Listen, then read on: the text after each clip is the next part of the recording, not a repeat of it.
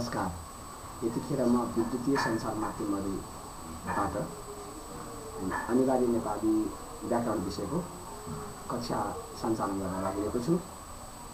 यो कक्षा माध्यमिक स्तरका विद्यार्थीहरूका लागि, एसएलसी लेभलका विद्यार्थीहरूका लागि र 10-2 कक्षामा पढ्ने विद्यार्थी भाइ बहिनीहरूका लागि उपयोगी साबित हुने मैले महसुस गरेको छु।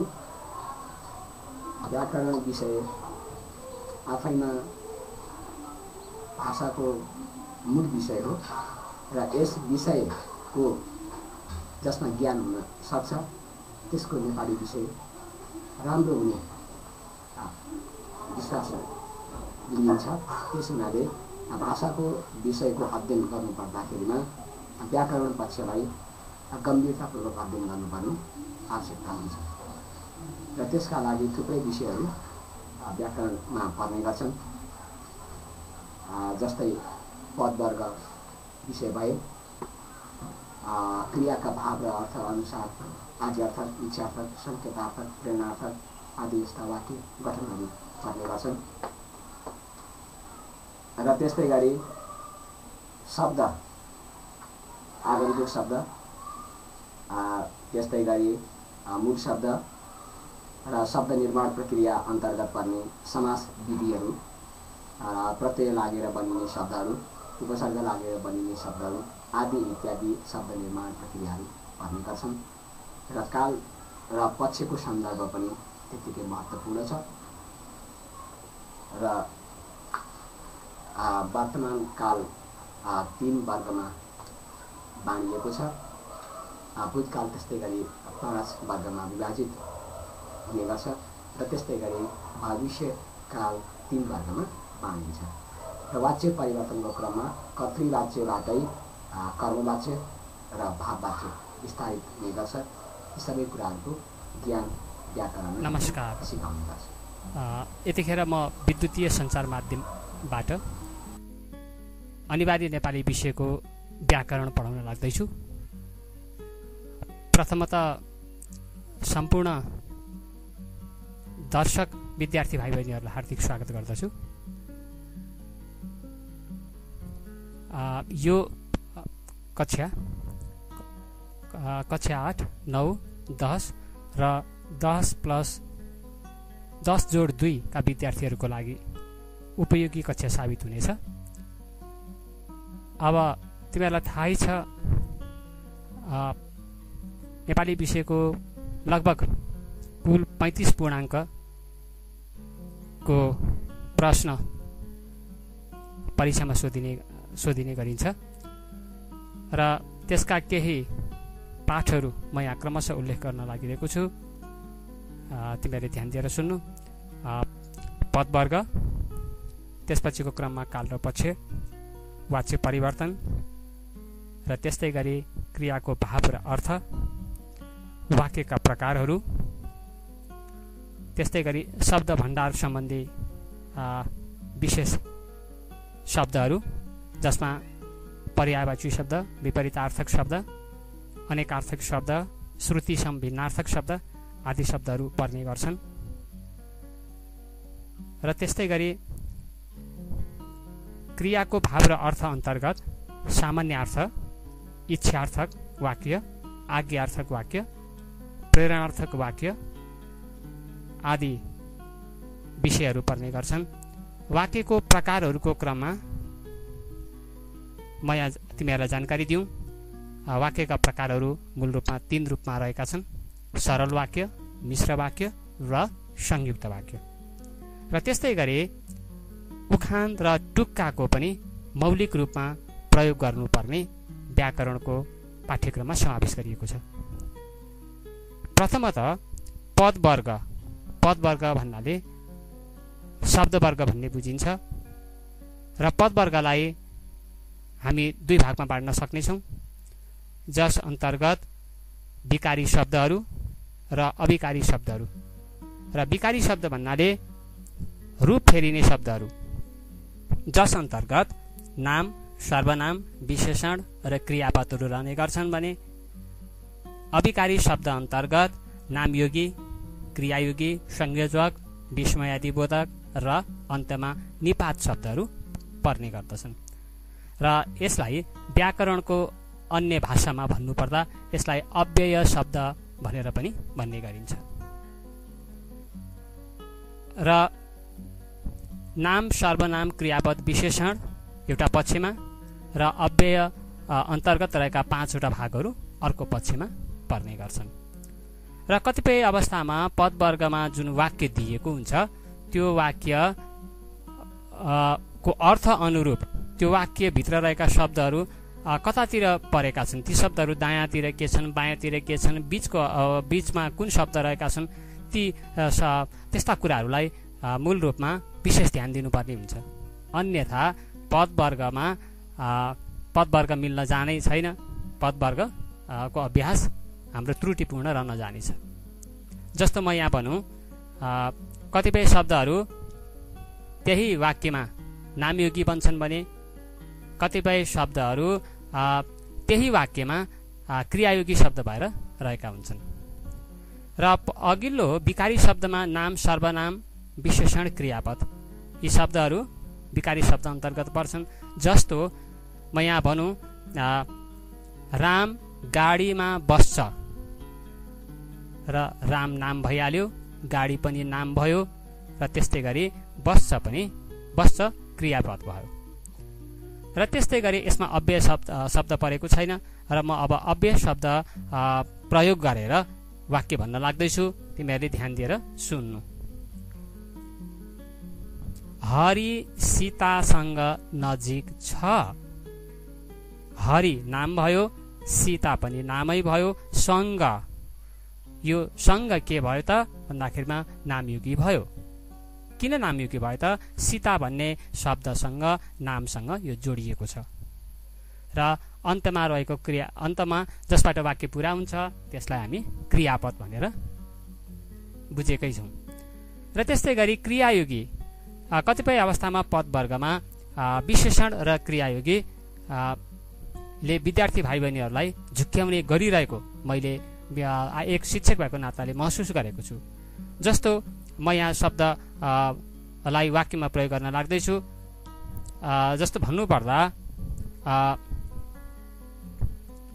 हरि बाटोमा बिस्तारै हिँड्छ, र यहाँ बिस्तारै शब्द के हो त भन्दाखेरिमा बिस्तारै शब्द क्रियायोगी हो।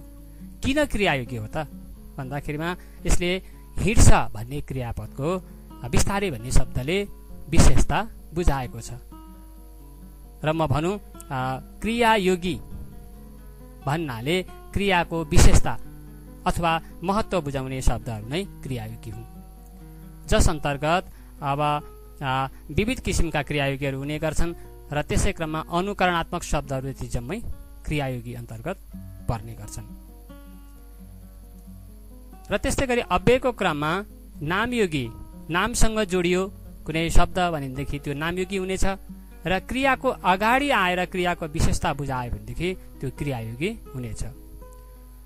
अब संयोजकको क्रममा संयोजकहरू मूल रूपमा दुई प्रकारका हुने गर्छन्।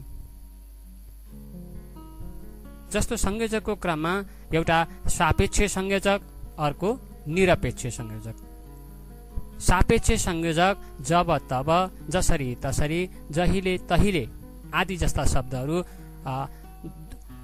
दुवै शब्दहरू जोडी शब्दहरू रहने गर्छन् भनेदेखि निरपेक्ष संयोजक अन्तर्गत र, किनभने, तथापि, यद्यपि, परन्तु आदि जस्ता शब्दहरू रहने गर्छन्। र सापेक्ष संयोजकबाट के बन्न जान्छ त भन्दाखेरिमा मिश्र वाक्य बनाउनु पर्दाखेरिमा यी सापेक्ष संयोजकहरू प्रयोगमा आउने गर्छन्।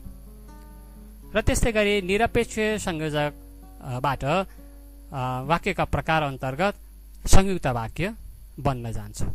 र यतापट्टि नजाउँ र पछिल्लो क्लासमा हामी संयोजकका सरल, मिश्र र संयुक्त वाक्यको प्रकार अन्तर्गत नै हामी पढ्नेछौँ। यतिखेर भने हामी पदवर्गभित्रै रहेका छौँ।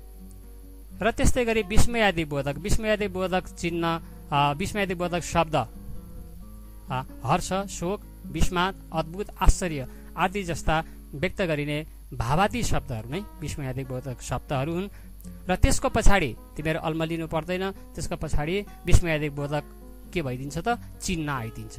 विस्मयादिक बोधक चिन्ह आएपछि र त्योभन्दा अगाडि रहेपछि त्यो विस्मयादिक बोधक शब्द भइदिने गर्छ। र त्यस्तै गरी निपात शब्द एकाक्षरी शब्दहरू बढी मात्रामा निपात शब्दहरू हुन् र कहीँ कतै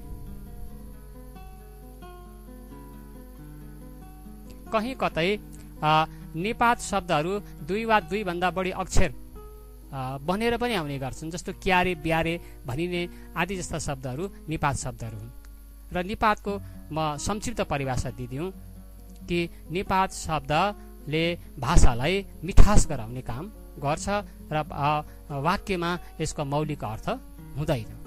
यो नेपाली भाषा साहित्यको विशेषता हो। यो अरू अन्य भाषा साहित्यमा आफ्ना विशेषताहरू हुने गर्छन्, तर नेपाली भाषा साहित्यमा भने निपात शब्दको मौलिक अर्थ हुँदैन, तर भाषालाई मिठास गर्नु पर्दाखेरिमा यसको प्रयोग हुने गर्छ।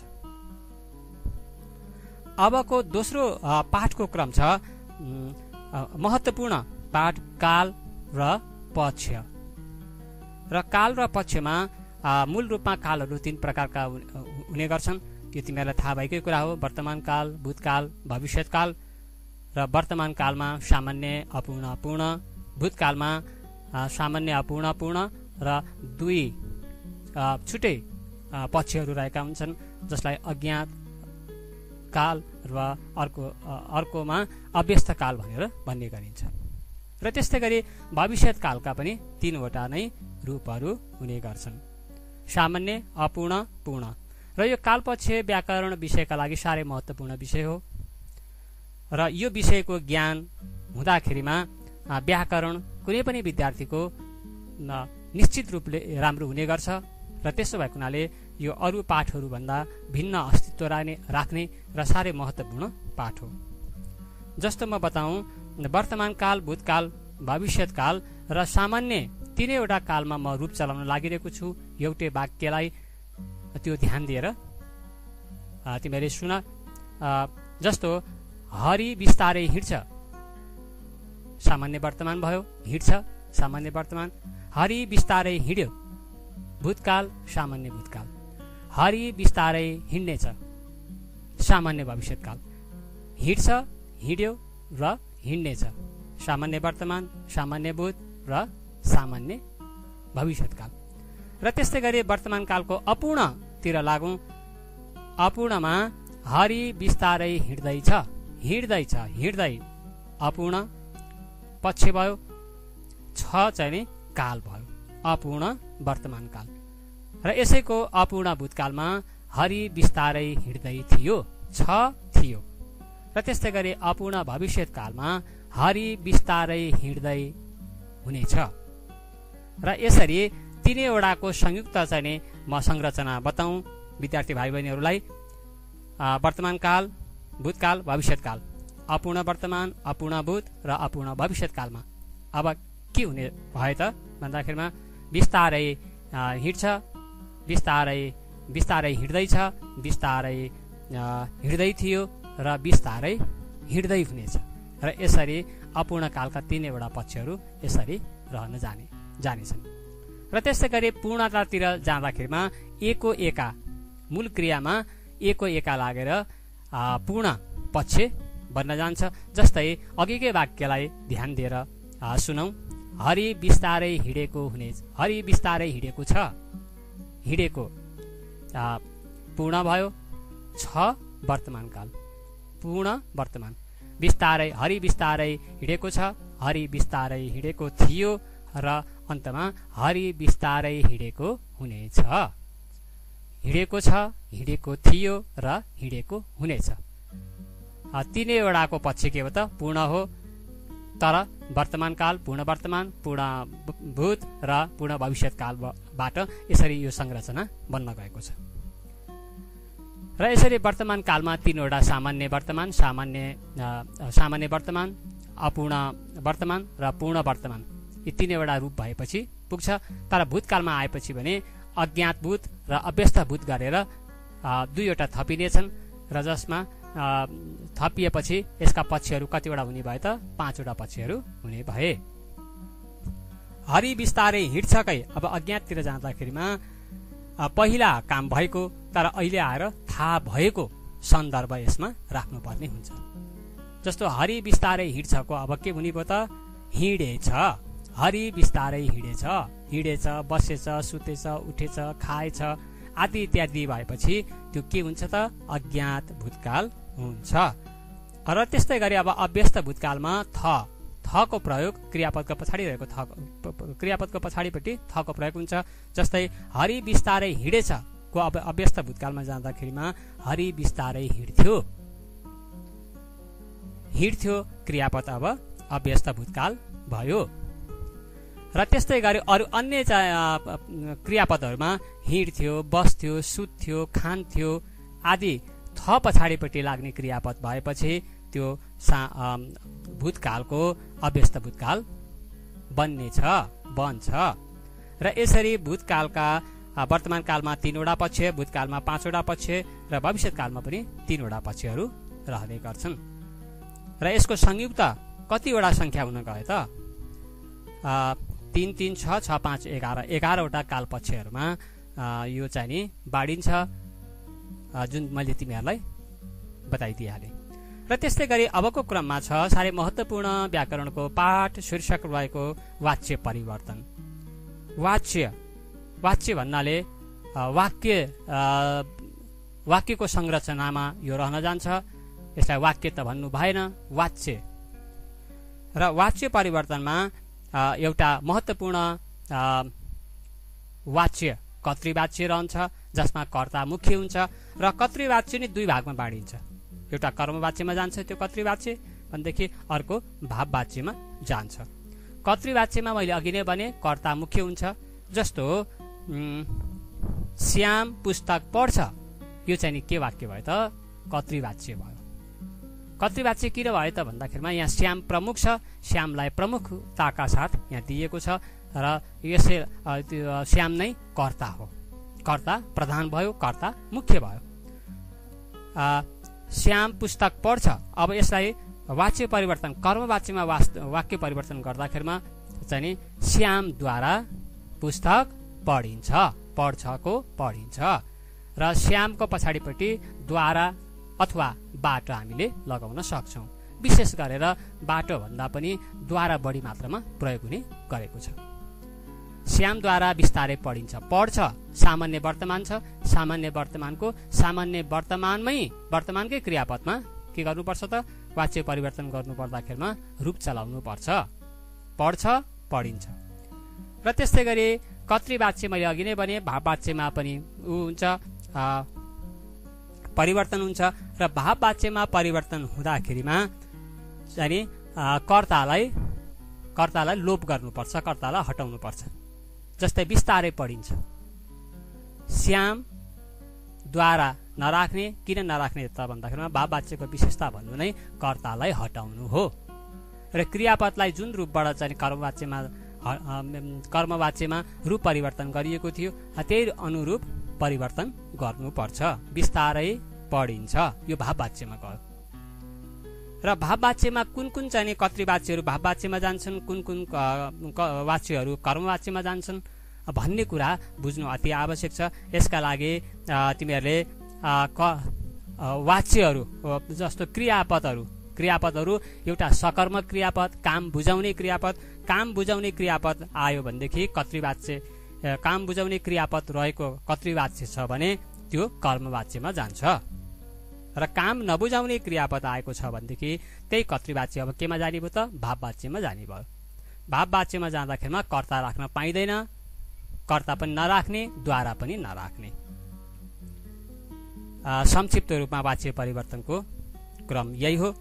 र त्यस्तै गरी अबको क्रममा म यहाँ अर्को तेस्रो महत्त्वपूर्ण पाठ तिमीहरूलाई भन्न लागिरहेको छु। वाक्यका प्रकार। वाक्यका व्याकरणमा वाक्यका प्रकारहरू 3 प्रकारका हुने गर्छन्: सरल वाक्य, मिश्र वाक्य र संयुक्त वाक्य। सरल वाक्य यस्तो वाक्य हो जसमा भाव सरल रूपमा प्रकट भएको हुन्छ, सरल भाषा प्रयोग भएको हुन्छ र कर्ता मुख्य हुन्छ र त्यही सरल वाक्य मिश्र वाक्यमा पनि जान्छ, त्यही सरल वाक्य संयुक्त वाक्यमा पनि जान्छ। मिश्र वाक्यमा जाँदाखेरिमा एउटा पूर्ण वाक्य पुरा भएको वाक्य र अर्को अपूर्ण भएको वाक्य, पूर्ण वाक्य र अपूर्ण वाक्य दुईटा मिसिएपछि त्यही वाक्य के वाक्य भन्छ त? मिश्र वाक्य भन्छ। र यसका लागि संयोजक हामीलाई आवश्यक पर्छ। जस्तो मिश्र वाक्यको संयोजक के हो त? जब तब, जहिले तहिले, जसरी तसरी, जुन त्यो आदि जस्ता शब्दहरू प्रयोग भए र एउटा पुरा वाक्य र अर्को आधा वाक्य मिसिएर एउटा संयुक्त एउटा छुट्टै वाक्य बन्छ भनेदेखि त्यो मिश्र वाक्य हुन्छ। जस्तो सरल वाक्य म भनौँ, हरि पुस्तक पढ्छ, सरल वाक्य भयो। जब बिहान हुन्छ तब हरि पुस्तक पढ्छ, यो चाहिँ नि मिश्र वाक्य भयो। अब संयुक्त वाक्यमा दुवै वाक्यहरू के हुन्छन् त? छुट्टा छुट्टै हुन्छन्। दुवै वाक्यहरू पूर्ण हुन्छन्, पुरा भएको हुन्छन् र बीचमा संयोजकले जोडिन्छ।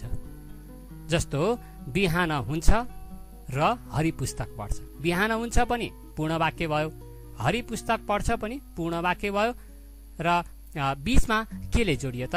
र भन्ने संयोजकले जोडियो। त्यस हुनाले दुवै स्वतन्त्र वाक्य र बीचमा संयोजकले जोडिएको वाक्य नै संयुक्त वाक्य हो।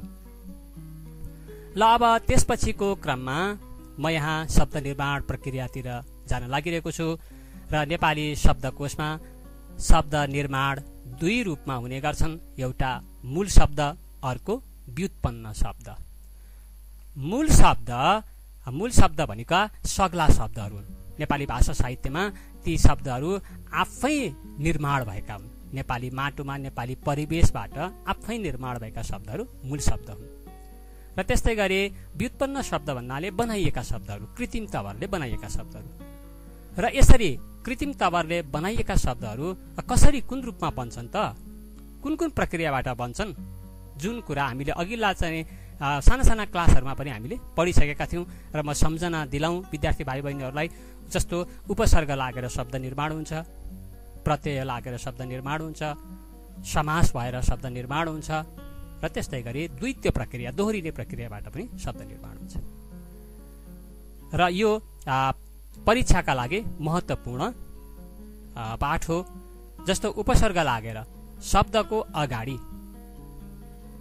कुनै अरू अन्य शब्द लागेर, सर्ग लागेर शब्दको संरचना लागेर शब्द बन्ने प्रक्रियालाई उपसर्ग लागेर शब्द बनिने प्रक्रिया भनेर भनिन्छ। जस्तै सुशासन, सुशासन, शासन मूल शब्द भयो, त्यसको अगाडि उपसर्ग के लाग्यो त? सु लाग्यो। र त्यस्तै गरी अर्को उदाहरण भनौँ, कुविचार, विचार मूल शब्द भयो, कु के भयो त? उपसर्ग भयो, कुविचार, नराम्रो विचार, खराब विचार। र त्यस्तै गरी प्रत्यय लागेर पनि शब्द निर्माण हुन्छन् र प्रत्यय पनि परीक्षाका लागि महत्त्वपूर्ण छ है। त्यो सोधिने गरिएको छ, तिमीहरूलाई थाहा पक्कै पनि हुनुपर्छ। जस्तै प्रत्यय लागेर प्रत्ययलाई अर्को शब्दमा, व्याकरणको शब्दमा परसर्ग भनेर पनि भन्ने गरिन्छ। त्यस्तै गरी म उदाहरण दिन लागिरहेको छु प्रत्ययबाट शब्द निर्माण। जस्तो विद्या, विद्या मूल शब्द भयो, प्रत्यय भनेको पछाडि लाग्ने, पछाडि लाग्ने। आलय, विद्या प्लस आलय, विद्यालय। आलय लागेर विद्या मूल शब्दबाट के बन्यो त? विद्यालय बन्यो। र त्यस्तै गरी अर्को चाहिँ शब्दमा प्रत्यय लागेर हाँस प्लस इलो, हँसिलो, रस प्लस इलो, रसिलो। र यसरी शब्द निर्माण प्रक्रियामा प्रत्यय लागेर शब्दको पछाडि प्रत्यय लागेर पनि शब्द निर्माण हुने गर्छन्। र त्यस्तै गरी शब्द निर्माण क्रमकै चौथो र अन्तिम विधि छ द्वितीय प्रक्रियाबाट। द्वितीय भनेको संस्कृत शब्द हो। संस्कृत शब्दमा त्यसको नेपालीकरण गरिँदाखेरिमा द्वितीय दोहोरिने प्रक्रिया, दोहोरिने। जस्तो घर घर, घर प्लस घर, घर घर। दैलो प्लस दैलो, दैलो दैलो, घर घर, दैलो दैलो। जस्तो भिखारी दैलो दैलो माग्न आउँछ, मेरो साथी घर घर जान्छ। र यसरी द्वितीय प्रक्रियाबाट शब्द निर्माण हुन्छ। र यसरी शब्द निर्माण प्रक्रियाबाट पनि नेपाली शब्दकोश, शब्द भण्डार को शब्द भण्डार बढ्ने गरेको पाइन्छ। र यसरी क्रियाको भाव र अर्थ यतिखेर म तिमीहरूलाई बुझाउन लागिरहेको छु। क्रियाको भाव र अर्थ। क्रिया भन्नाले क्रियापद जसमा वाक्यले काम गर्छ, र क्रियाको भाव कस्तो भाव छ त, र त्यस्तै गरी त्यसको मिनिङ के छ, अर्थ कस्तो छ, त्यसको आधारमा यसका प्रकारहरू म यहाँ जानकारी दिउँ। सामान्यार्थ, इच्छार्थक, आज्ञार्थक, प्रेरणार्थक र सङ्केतार्थक। यसरी क्रियाका भाव र अर्थ यो पाठ परीक्षाका दृष्टिले पनि साह्रै महत्त्वपूर्ण छ। र सामान्यार्थ भन्नाले म विद्यार्थीहरूलाई जानकारी दिउँ, सामान्य अर्थ बुझाउने, सामान्य अर्थ बुझाउने र सरल शब्द नै, सरल वाक्य नै सामान्य अर्थ हो। र यो सामान्य अर्थ क्रियाको कालको कुनै पनि काल र पक्षहरूमा जान्छ है।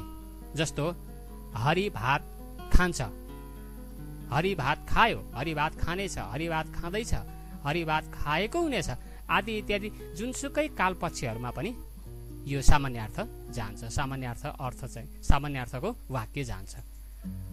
त्यस हुनाले यसमा अल्मलिरहनु पर्दैन। सामान्य अर्थ कुनै पनि वाक्य चाहिँ क्रियाको काल र पक्षसँग सरोकार राखेर बन्ने गर्छ। र त्यस्तै गरी इच्छार्थक, इच्छा जाहेर गर्ने। जस्तो हरिले पुस्तक पढोस्, ओस, ओस एक वचनमा लाग्छ, उन बहुवचनमा लाग्छ। जस्तो हरिले पुस्तक पढोस्, हरि एक वचन, ओस क्रियाको पछाडि ओस लागेपछि यो पनि एक वचनमै लाग्ने क्रियापद हुन्छ। हरिले पुस्तक पढोस्। र अब पढुन् कस्तोमा लाग्छ त? तिनीहरूले पुस्तक पढुन्। तिनीहरू भन्ने शब्द के छ त यहाँ? बहुवचनमा छ। र त्यसो हुनाले बहुवचनकै चाहिँ नि इच्छार्थक क्रियापद के भयो त? पढुन्। पढुन्, खाउन्, सुतुन्, बसुन् बहुवचनमा लाग्ने इच्छार्थक क्रियापदहरू हुन्। ओस एक वचनमा लाग्ने मैले भनिहालेँ। पढोस्, खाओस्, बसोस्, सुतोस् आदि एक वचनमा लाग्ने क्रियापदहरू इच्छार्थकका क्रियापदहरू। र त्यस्तै गरी तेस्रो क्रममा छ आज्ञार्थक। आज्ञा दिने काम, अर्डर गर्ने काम, आज्ञा दिने काम, आदेश दिने काम यस वाक्य अन्तर्गत पर्छन्। जस्तो हरि पुस्तक पढ, तिमी विद्यालय जाऊ अथवा तिमी विद्यालय जानु, केशवले खेत खन आदि। यसरी खन, पढ, बस, सुत, उठ, जानु, गर्नु, भन्नु आदि जस्ता क्रियापदहरू के क्रियापद हुन् त? आज्ञार्थक भावमा जाने क्रियापदहरू हुन्। र यसरी आज्ञार्थक चाहिँ कुनै पनि वाक्यलाई हामी आज्ञार्थकमा बदल्न सक्छौँ। जस्तो तिनीहरू पुस्तक पढ्छन् लाई तिमीहरू पुस्तक पढ, तिमीहरू पुस्तक पढ्छौ भन्दाखेरिमा तिमीहरू पुस्तक पढ। र त्यस्तै गरी हामीहरू घर जाउँ। यसरी आज्ञा जाहेर गर्ने काम आज्ञार्थक वाक्यले बुझाएको हुन्छ। र त्यस्तै गरी प्रेरणार्थक वाक्य अर्को चाहिँ नि यस अन्तर्गत पर्ने अर्को वाक्य छ प्रेरणार्थक वाक्य। प्रेरणार्थक वाक्यमा मूल वाक्यको अगाडि प्रेरणा दिने, कुनै कर्ता राख्ने र क्रियापदलाई अलिकति रूप चलाउनु पर्छ है। प्रेरणार्थक प्रेरणा दिने आदरार्थी व्यक्ति हुन्छ। जस्तो हरि पुस्तक पढ्छ, हरि पुस्तक पढ्छ सामान्यार्थक वाक्य भयो। र प्रेरणा दिने काम चाहिँ अगाडिपट्टि प्रेरक कर्ता राख्नुपर्छ। जस्तै गुरुले हरिलाई पुस्तक पढाउनुहुन्छ, गुरुले प्रेरणा दिने काम गुरुबाट भयो। र त्यस्तै गरी पढाउन लगाउनु हुन्छ भन्दाखेरिमा गुरुलाई आदर भावमा राख्नु पर्यो। र यसरी यो वाक्य चाहिँ नि हरि पुस्तक पढ्छको यो रूपमा रहन जान्छ। र त्यस्तै गरी नमिता सङ्गीत सिक्छे, यो वाक्यलाई गायकले नमितालाई सङ्गीत सिकाउनुहुन्छ अथवा सङ्गीतकारले नमितालाई सङ्गीत सिकाउनुहुन्छ। र यसरी अगाडिपट्टि कर्ता राख्ने र पछाडिपट्टिको क्रियापदलाई आदरार्थी रूपबाट कालपक्ष चाहिँ बिग्रन हुँदैन है। कालपक्ष जस्ताको त्यस्तै राख्नुपर्छ। काल र पक्षको चाहिँ अलिकति मात्र गडबड हुँदाखेरिमा पनि यो चाहिँ नि बिग्रेको मानिन्छ। किन त भन्दाखेरिमा यो गणित जस्तै हो, ट्याक्क मिल्यो ट्याक्कै नम्बर आउँछ, मिलेन ट्वाक्कै काटिने काम पनि हुन्छ। र त्यस्तै गरी अब आज्ञार्थक त्यस्तै गरी सङ्केतार्थक वाक्य। सङ्केतार्थक वाक्यमा यसो गरे यसो हुन्थ्यो भनेर कारण जनाउने वाक्यहरू सङ्केतार्थक वाक्य हुन्। जस्तो उदाहरणको लागि म भनौँ, एउटा सामान्य वाक्य आज पानी पर्छ, यो सामान्यार्थक वाक्य भयो र यसैलाई चाहिँ नि सङ्केतार्थक वाक्यमा बदल्दाखेरिमा आज पानी परे बाटो हिलो हुन्थ्यो, कारण आयो नि बाटो हिलो हुन्थ्यो। र त्यस्तै गरी आज पानी परे रमाइलो हुन्थ्यो। र यसरी अगाडिपट्टि परे भए र पछाडिपट्टि कारण जनाइने कुनै पनि वाक्य सङ्केतार्थक वाक्य हो। र मलाई आशा छ तिमीहरूले सामान्य रूपमा यी कुराहरू बुझेको हुनुपर्छ र बढीभन्दा बढी त हामीले जति यसको अभ्यास गर्न सक्यौँ त्यति नै हामी पोख्त बन्दै जानेछौँ। र त्यस्तै गरी शब्द भण्डार सम्बन्धी पनि परीक्षामा सोधिने गरिन्छ। जस्तो उदाहरणको लागि तिमीहरूलाई जानकारी भएकै कुरा हो, पर्यायवाची शब्द भयो, विपरीतार्थक शब्द भए र त्यस्तै गरी अनेकार्थक शब्दहरू भए, श्रुति सम भिन्नार्थक शब्द भयो। यी शब्द भण्डारबाट पनि परीक्षामा सोधिने यो महत्त्वपूर्ण पाठ हो। र यस सम्बन्धी जस्तो पर्यायवाची शब्दको क्रममा एउटा शब्द दिइने गरिन्छ र त्यससँग चाहिँ नि मिल्लाजुल्ला अरू अन्य शब्दहरू राखिने, उस्तै अर्थ बुझाउने शब्दहरू पर्यायवाची शब्द। जस्तो घर भन्दाखेरिमा भवन, निकेतन, आश्रम आदि जस्ता विषयहरू शब्दहरू पर्ने गर्छन्। र त्यस्तै गरी विपरीतार्थक शब्दमा उल्टा अर्थ दिने, जस्तो दिन रात, अब त्यस्तै गरी चाहिँ नि त्यस्तै गरी उज्यालो अँध्यारो, बिहान बेलुकी, यी विपरीतार्थक शब्दहरू। आदि अन्त्य र त्यस्तै गरी अनेकार्थक शब्दहरू। अनेकार्थक शब्द भन्नाले दुई वा दुईभन्दा एउटै शब्दको दुई वा दुईभन्दा बढी अर्थ बुझाउने शब्दहरू नै अनेकार्थक शब्द हुन्। जस्तो यहाँ म भनौँ उत्तर, एउटा पूर्व पश्चिम उत्तर दिशाको उत्तर, अर्को जवाफ, उत्तर एन्सर त्यो रूपमा आयो। अर्को उदाहरणको लागि अर्को शब्द कल, एउटा कल भन्नाले पानी तान्ने कल, अर्को कल भन्नाले अब लुगा सिउने कल। र यसरी चाहिँ अनेक अर्थ बुझाउने शब्दहरू नै अनेकार्थक शब्दहरू हुन्। र यसका लागि चाहिँ त यी शब्द भण्डार नै बढीभन्दा बढी पढ्नु आवश्यक छ। एकै पटकको क्लासमा अब बुझ्न त बुझिन्छ, तर शब्द अर्थ त बढीभन्दा बढी पढ्नु आवश्यक छ। र त्यस्तै गरी अन्त्यमा रहेको श्रुति सम भिन्नार्थी शब्द सुन्दाखेरिमा उस्तै तर भावका दृष्टिकोणले आकाश पातालकै अन्तर रहने त्यस्ता किसिमका शब्दहरू श्रुति सम भिन्नार्थी शब्द हुन्।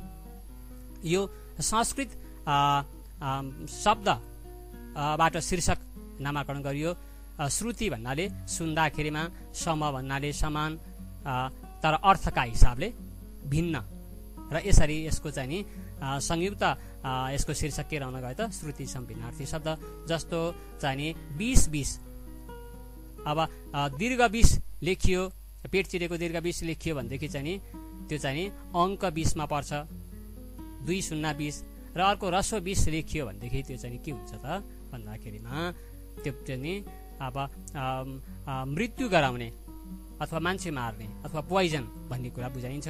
र दिन अर्कोमा उदाहरण दिउँ, एउटा दिन भनेको साह्रै दिन दरिद्र गरिब भन्ने अर्थमा लाग्छ भनेदेखि अर्को दिन भन्नाले अब सन्डे मन्डे भने जस्तो चाहिँ शुक्रबारको दिन, बिहिबारको दिन, बिहानको अब बिहानी दिन, रात्रि दिन भनेर यसरी चाहिँ बुझ्न सकिन्छ।